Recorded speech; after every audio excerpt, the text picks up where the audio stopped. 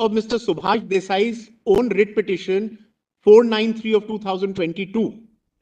He says, can I just read that line? Ground D, because the constitution of a political party under the 10th schedule and the action of the governor legitimizes what is expressly prohibited by the constitution. The governor has sought to recognize what the constitution prohibits. The governor is also not empowered under the law to recognize who is the Shiv Sena. That is the domain of the Election Commission. Admittedly, recognition of Shiv Sena and its leadership has been endorsed by the Election Commission, and there is no dispute whatsoever to a challenge before the appropriate authority. Now, if that is the domain of the Election Commission, and when a petition is moved that there is a rival faction, which is the party within para 15, and the Election Commission now takes a decision on it, and your lodges were addressed for 4 hours on that day to say that Election Commission should not proceed with it, because your lodges are seized of this matter before a constitution bench. Till your lodges dismiss that stay application moved by them. And they said the Election Commission should not go on with them with the same convoluted argument, status quo ante, relates back to the day they were disqualified, thus everything else suffers from the sin of unconstitutionality, and thus the Election Commission should not proceed because any petition before the Election Commission would be tainted by what these MLAs have done. As a matter of propriety, should the governor have invited Mr. Shinde to form the government? Manoj, may I with respect say that if a chief minister resigns and a combination emerges in the matter, what is wrong with it? This was a pre-poll alliance also. In fact, the change which came about later was with a party they had opposed all their lives. And this was a pre-poll alliance. If the governor at that stage feels that this combination can form the government, you can't have a headless state of affairs, you can't have no one there. And he asked them to face the floor test. It's not as if the governor after that gave them 20 days. Your lordships are very often even frowned upon that. When a long leeway is given to form governments. He immediately said in a day form, prove your majority. Speaker the next day, the government the day after. So my lords, when we are testing the action of the governor, there could be two views. By hindsight, people may be wiser on some issues. But as I respectfully submitted, is this a case? Merely because the petitioner feels the only way out was a vote of no confidence. Which law says so, my lords? From Bomai downwards, your lordships have said floor test is the best way to do it. What was the need for him to ask for the leader of the opposition to move a vote of no confidence? Why could he have not asked the existing chief minister to face a floor test? And why was the chief minister so scared of facing a floor test that he resigned within 10 minutes of the order being passed? Because he knew he did not have the majority. Now, if you can't leave aside your party, that's why I said, my lords, you exclude all those MLAs. You still don't have the majority on the floor of the House. Can such a chief minister have any moral or political authority to continue after that? And today wants all these actions to be annulled. From governor calling a government, floor test, everything to be annulled and status quo ante to be restored. You refuse to face the floor. Firstly, my lords, I respectfully submit, these 39 MLAs cannot be excluded. Because the day on 27th when the interim order was passed here, firstly, of course, we said it was not based on NABAM, but even I take it was based on NABAM. What was wrong on it, my lords? That was the stated constitutional position it held the judicial field. It till date holds the judicial field. If a bench of this honorable court relies on a constitution bench decision which says that a speaker whose own removal is pending cannot proceed with disqualification, what is wrong with it? If they had recorded that, it was an absolutely valid order. They are questioning now in a reference, but it is still it has held the judicial field. It's the accepted position today of 5 judges of this honorable court. Till your lordships comes to a conclusion that it doesn't lay down the correct law, if at all. So even if the 27/6/2022 decision was based on NABAM, it was only on principles of natural justice. Suppose it was based on NABAM. Another way of looking at it also. There's another way of looking at it. Suppose the interim order was not passed on the 27th, which according to them effectively had the consequence of staying the action by the speaker to disqualify these people.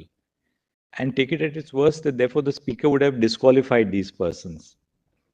If the speaker had disqualified these persons, they would have ceased to be members of the House. They would individually stand disqualified. Would the governor have still been justified in calling for a trust vote? Yes. Because you would have then said that 39 members, 16 plus 22, Absolutely. 39 members have been disqualified from out of the ruling three-party coalition. I still want to have a trust vote. Would he have been justified in doing that? If we say in the affirmative, then you have an answer really of how the voting has taken place, Right. excluding these people. But my lords, 2-1A which they rely on, there is no case of 2-1A made out. Apart from everything else, No, because but I do not also, attend to yeah, meetings. That's a separate issue, but on the point as to whether this court's order. Yes, has yes, been- my lords, I bow down. My lords are absolutely Assume for a moment that Yes. this court had not passed the order, what would have been the consequence at the highest? The speaker would have disqualified these people, right? Yes, yes. If they had been disqualified, then they would have gone out. The speaker would have, the governor would have then called for a trust vote. With the one change that Shinde would have not been called upon to be the chief minister then. Then the governor would have called upon perhaps And my lords, you take it forward. There are the BJP to form the there are too many Very confident. hypothetical assumptions, what was presumptions one on the of their petitioner's arguments? part. So and so would have happened. Thus, this would have happened. Then there's a constitutional saying everything would have been annulled in the process. That's not how. They are right in to this extent that the request to Shinde to become and to swear in Shinde as a chief minister and the opportunity given to him to establish his majority on the floor of the House on the 30th came into being only because in the meantime that speaker could not disqualify Shinde, because if he had disqualified him, all the 39 would have gone out. It would have not made a difference. The Shiv Sena, probably that coalition wouldn't have come back to power. Possibly, because these 39 go out. But with the 39 going out, the composition of the government today would have been entirely Well, different. look, as I respectfully submitted, these are Hypothetical. too many hypotheticals. But all I'm saying is the speaker could not continue with the Not disqualification. exactly hypotheticals, because you know what was happening and what would have happened. No, my lords, what I'm saying is that So the speaker was acting in post haste. That's why, you know, the writ petition. the under 30. speaker was acting in post haste in every which way. On the same day, he approves a new leader. On the same day, he says you file your replies within 2 days. Of course, the 39 would have come to this court and said, well, we have been disqualified without giving us even 7 days notice. That's why I. In which case, stay the order of disqualification, why which is contrary to law. I wanted That is to a point out different stream there. one timeline which is important, which I don't I know which way forgot when to I was go on. reading the timeline, and it has some relevance here. On 21st, when the notice to the deputy speaker was sent for removal, on 21st, was sent to the speaker, it was signed by 34 MLAs and it is admitted by the deputy speaker in his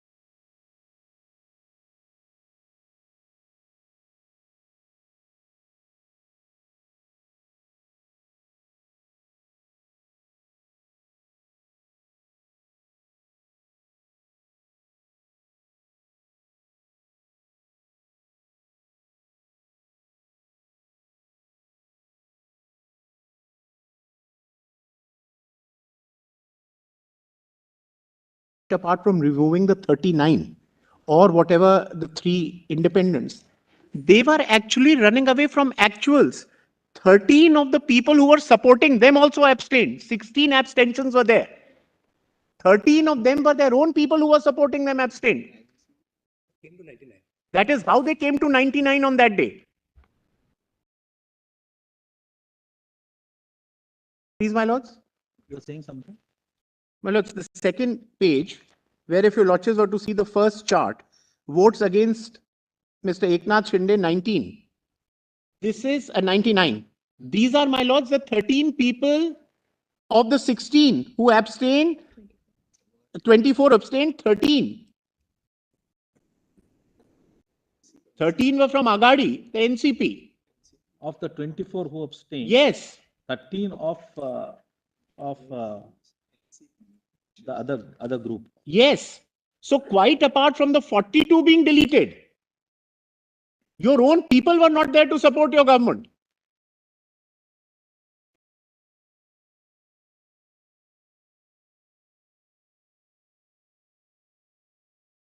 Nine. 13 from MBA abstained. Abstained. So your leave aside disqualification.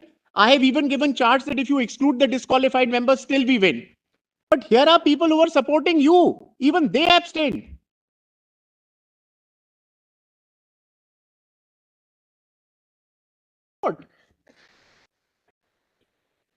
Yes.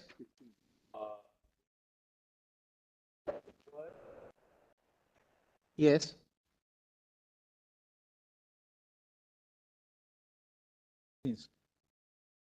I see. I got it, yes. Now, my lords, just to answer what my lords put to me, my lord, the Chief Justice, to say that Mr. Shinde would not have made it is wrong for the simple reason, my lords, and I say this humility, that A, till he is disqualified, he continues to be a member of the House. No. What the Honorable Chief Justice says is, like, if he would have been But my lords, disqualified, then my lords, but as I respectfully so he was submitted, one of the person against whom the disqualification. but the speaker could not have gone ahead with that disqualification in view of Nabam Rebia. So how do we presume had he been disqualified, then had he been then all? Not pressed at all. Yes, my lords, He argued according to you. but my lords, I said so. I said so, and I've been right through saying from the beginning because I argued. I'm not for a minute suggesting I did not argue Nabam Rebia. I did argue Nabam Rebia. No, but even if you look at it from on a demurrer, Yes. that suppose Nabam was not there, the consequence of Nabam not holding the field would be that the speaker would be entitled to decide the disqualification notwithstanding the pendency of a notice for his own removal. Right. If he had decided the disqualification, Right. then these 39 would have gone out. Right. In which case, still the government had to fall. Absolutely. On the numbers. That's why I've given the charts with 42. I consciously made these charts with 42, minus 42, and now I'm going a step further. Mr. Jethmalani rightly pointed out to me, he said that these 13 also, the ones who were supporting them abstained. There were 16 abstentions. So whichever way we look, the numbers were not there. And that's why this chief minister, the then chief minister, resigned within 10 minutes because he knew he did not have the majority. And he was not confident to face the floor. Because he was aware that He was aware what was happening. So everything we go back to say that because of disqualification, this was fait accompli. You can't even take care of people who were supporting you, the 13.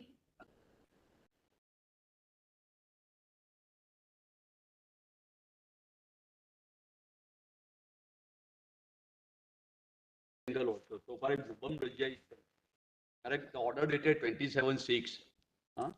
You might have pressed Nabam Rebia. At that time, you might have argued also. And you, according to you, argued also. But this court, correct, did not injunct speaker, correct? Maybe technically till 12th, correct? He was restrained from, it can be said he was restrained. But there was no restraint at all, correct? Against the speaker exercising the powers. I bow down to it. If the Nabam Rebia would have been considered by this court, then there would Then he could not have continued. Then it would. Then no proceeding should have been stayed before him. My lords, I said so repeatedly, the entire argument was heard. Ultimately, the court Considering because the same argument made, there are problems, Nabam Rabia applies, doesn't apply. The court said only on pure principles of natural justice give them more time because the rules provide for 7 days. And on a weekend, you've given them 2 days. So there was say that your lordship's order was the result. And then your lordships are told because of that, rewind everything. Fast.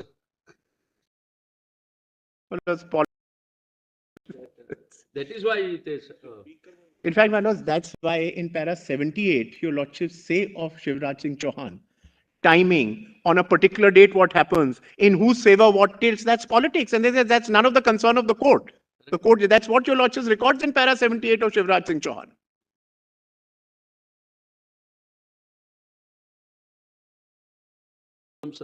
Yes, fine.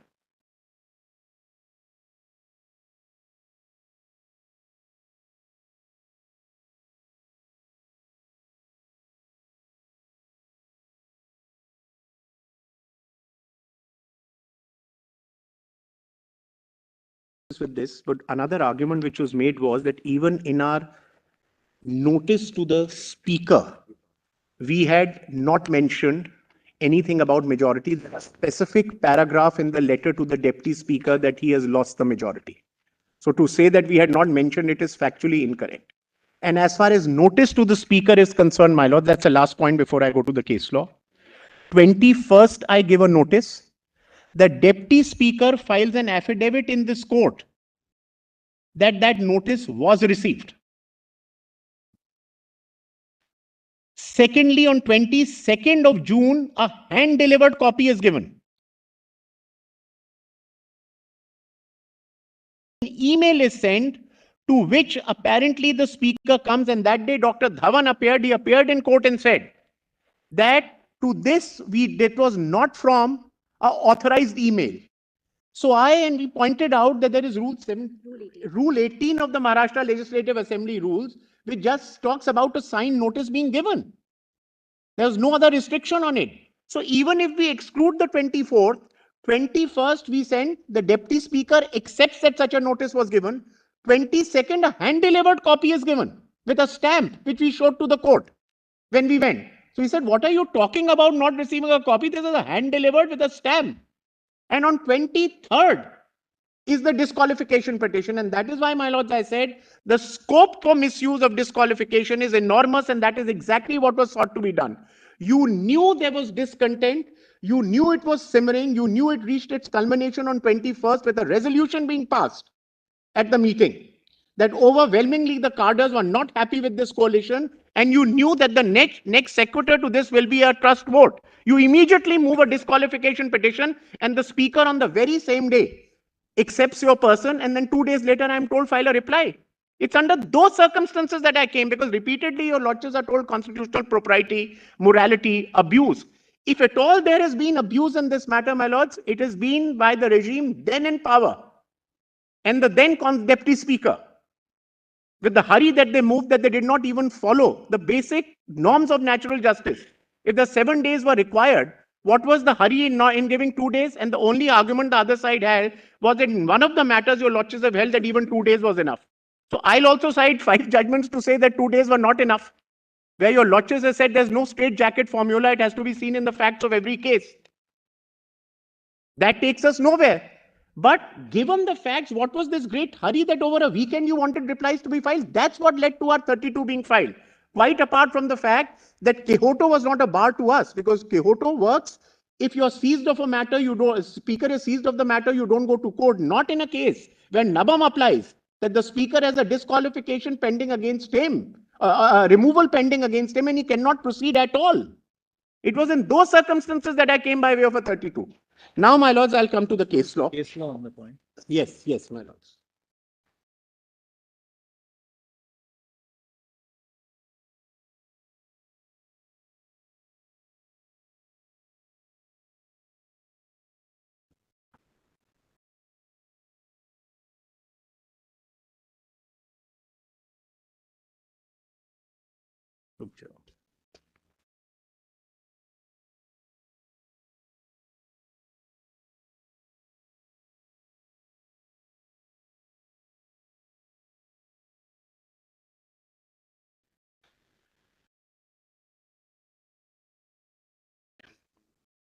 distinguishing Mayawati's judgment. Cite the judgments in chronological order and then distinguish whatever they have cited along the way, so that perhaps you can do that in a chronological order. Whichever judgments you are citing, you can cite them chronologically, and then if they have relied on a particular judgment, you can distinguish it along the way. That's one way of doing it. Or you can cite Mayawati. I thought, my lord, there are 4 or 5 crucial judgments All right, that fair they enough. relied on for their Fair case, enough. All right, and then fair I'll enough. come to my All right, own. fair enough. And then you can cite your judgment. Yes.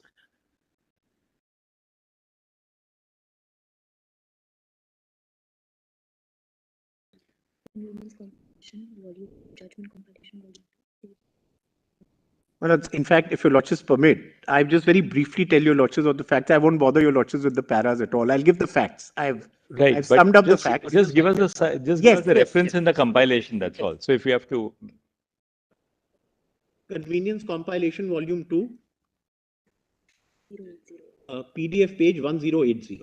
Citation. 1998. 1998 volume 7, SCC 517.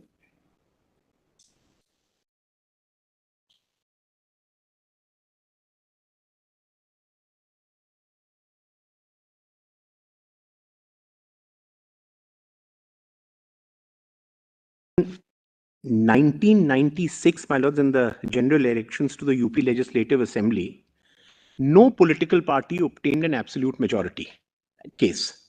So there was an agreement between the Bharatiya Janata Party and the Bahujan Samaj Party. BSP at that stage had 67 MLAs and the BJP had 175 members in its fold. On 21/9/1997, Mr. Kalyan Singh of the BJP was sworn in as the Chief Minister. On 19/10/1997, the appellant, that is Avati, announced withdrawal of participation and support of the BSP to the coalition government. All the BSP members resigned from the government. Immediately, the governor of the state convened a special session of the assembly at 11 a.m. on 21/10/97, that date is important, and told Mr. Kalyan Singh to prove his majority on the floor of the house.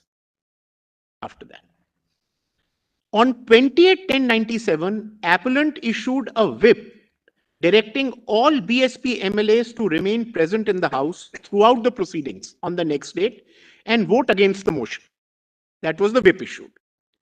On 21/10/97, 222 members of the assembly voted in favor of the government. There was no vote opposing it. On 24/10/97, 13 petitions were filed seeking disqualification of those members of the BSP. On 20/10/97, the whip which had been given. And the petitions invoked only clause 2(1)(b) of the 10th schedule. Your lordships may note that. The allegation was 2(1)(b) of the Constitution. On 25/11/97, the concerned MLAs against whom disqualification petitions had been filed their written statements and pleaded that a split took place between the members of the BSP on 21/10/97, and more than 1/3 legislators of the BSP got separated, and thus they relied on the protection of para 3 of the 10th schedule. The 398 dismissed the disqualification petitions and recognized the MLAs as a separate political party. In this background is what the appellant said, and in this background what the appellant said is that it is the whip which is issued by the erstwhile legislature party of the BSP and not the new political party which had been formed. As used in para 2(1)(d) is the legislature party of the original political party of those MLAs is what is to be read into 2(1)(b). The court said nothing doing. Political party, as mentioned there in 2(1)(b), cannot be read as a legislature party. So this was a split, a new party had been formed and they were bound by the directions of the new party and protected by that. What were they relying upon in Mayawati in particular? What is the That a whip of the legislature party of the BSP of which they were a member before splitting That is had told them not to vote. 28th October whip. Yes, had told them not to vote in favor of the motion. right? So they said you violated the whip of the legislature party. And because you violated the whip of the legislature party, you are disqualified. They said we have split and we formed a new party. And our new original political party told us what to do. We did it in compliance with that. So Ms. Mayawati argued that you read legislature party into 21B and that whip ought to be obeyed of the old party. The court said, no, we will read it as the political party and they are protected by para 3 of the 10th schedule. Now, my lords, in our case, A, there is no rival faction which has split. The rival faction is within the party. No new political party has been formed. The question is not of an erstwhile legislature party of a party that you belong to vis-a-vis the new original political party that you formed.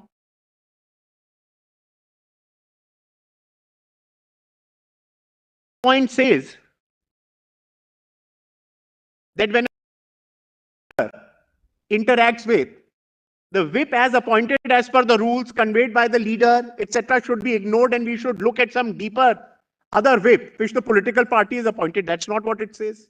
All it says is, in the given facts and circumstances, that that legislature whip of the party is not applicable because they are protected by the sanction as given, by the formation of the new political party. So Mayawati, according to us, my lords, has no application at all. And in any case, my lords, as I have said, it's never been our case that it's only the legislature party and not the political party. We've right through said both are co-joined, organic, integrated, and any action of the legislature party has the political authority of the political party to say what it says.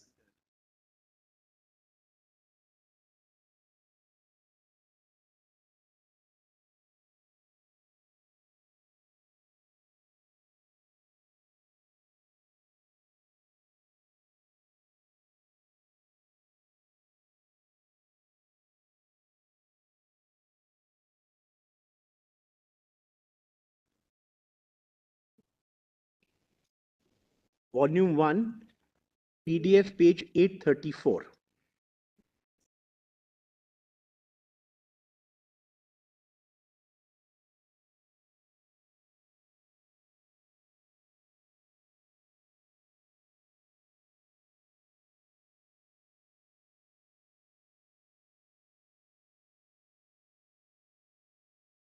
So, my lords, Rana is relied on by them. I relied for a different purpose. They rely on Rana for two essential purposes. One is that it said disqualification is ex post facto. So everything goes back to the date of disqualification.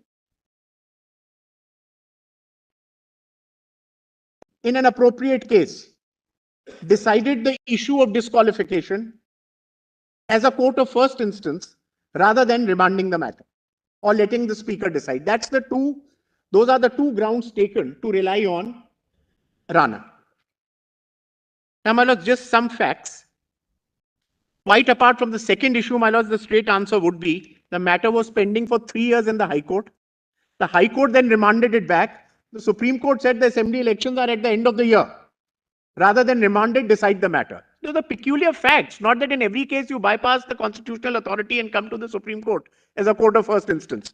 But on the first part, my lords, some crucial facts. UP elections, my lords, to the UP State Assembly, a coalition government was formed headed by the Bahujan Samaj Party. In 2003, my lords, the cabinet recommended dissolution of the assembly. And now this is important.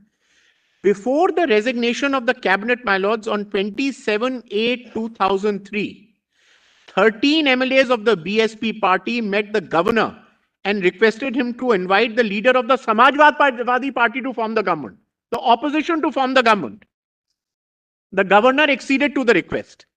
And thereafter, Mr. Swami Prasad Maurya, who was with the BSP, filed a disqualification petition saying that they had voluntarily given up the membership of the party by supporting Samajwadi Party and going to the governor.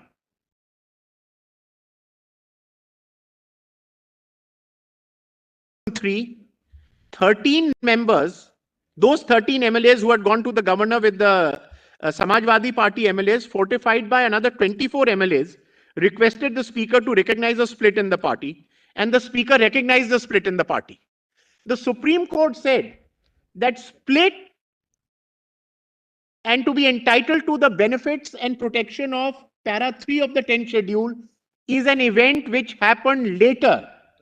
The governor is only concerned with the day when those 13 BSP MLAs met the governor and requested of the Samajwadi Party to form the government. And the speaker should have only looked at the facts on that day and said not at subsequent events, and in that context said, ex post facto, it will go back to the day they were disqualified or incurred disqualification under the 10th schedule.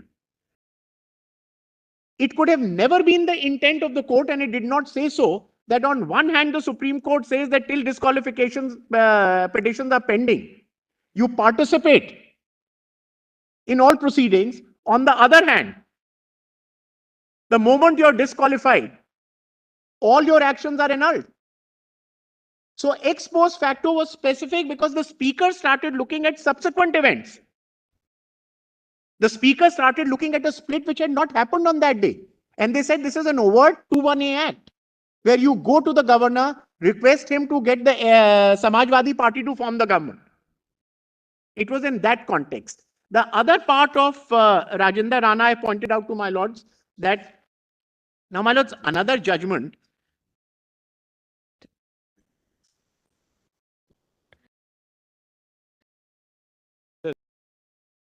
Morning, just give us in 2 pages a small note on how you distinguish each of those judgments. Very well, very well, very well, very well, very well. Isn't it? No, I'll do that. I'll get for all those 4 or 5 judgments That's a right. distinguishing note tomorrow. Just 2 or 3 pages. Yes. There's a bullet. And what I'll do, my lords, tomorrow is I have also prepared a written note of the various propositions and judgments that I'm relying on. Right. I'm in the process. I'll take your lordships through that, and wherever your lordships wants me to really read any particular paragraph, I can do that. All right. That will be much quicker then. Yes. If Faster. just Now, to just so that how long would you take? Will you finish in about an hour or so tomorrow? yes, So we target starting by 11 o'clock tomorrow. So 12 if you finish, then between Mr. Jethlani, What I'm respectfully submitting is. if you can, with Mr. Jethlani and Mr. Maninder Singh, if you can give us a brief note of a page or so. I was about to say that, Malad, to remain within the time discipline, Malad, we'll furnish a note by today evening. And Malad, very 10-15 minutes, Malad, we'll just make your lot. If both of you can just give us, email the note to the court master, so he'll circulate it in the night to us and give it to Mr. Sibal, because Mr. Sibal will also be then. Try to finish before. And you can also email The your note to problem Mr. is the Sibal. Solicitor General is to argue. Please remember that. Yes, of course. So- Now, what about the solicitor? So maybe, Mr. Kaul, is it possible for you to sort of complete by say 11:45? Say we start at 11 because we have mentioning. If you can try and compress it by 11:45. Try my Then between Mr. Jethlani and Mr. Maninder Singh by 12:15, that leaves 45 minutes to the Solicitor General. If we can do that, we entirely with. We'll try our best, as succinct as we possibly can be, we'll try. Because otherwise that- it will be Right. difficult. my lords, otherwise the rejoinder could be difficult for us. restricted to 1 hour. They've argued for 3.5 Otherwise hours, it my will be lords. difficult. Well, if they don't finish by 1 o'clock. Regender already depends upon how the other side has done. What the other side is. So how long was the solicitor likely to take? Any idea? He said 1 to 1.5 hours to me. So 1 to 1.5 hours to me, he told. All right, try and make your arguments as compared. But we'll wrap up with this side by lunch so that, yes. kind of us will sit down. No, it's Within not the like that. time- We just, The one because, thing- only because we are heading the towards one a thing- week-long break, and we don't want to keep this beyond the break. That's the The one thing the learned Chief Justice is, he never gets tired of anybody. He never shows it, at least. That's the theory of it. No, but that's a fact in my mind as well, because, I know. if you have an understanding about how vast the field of knowledge is, You can never tire of That's the the- arguments which lawyers were before. We've Because the noticed last word is never said until the last word is over. That's correct, that's correct. And I hope we have. Very last grateful, word. man. Very grateful.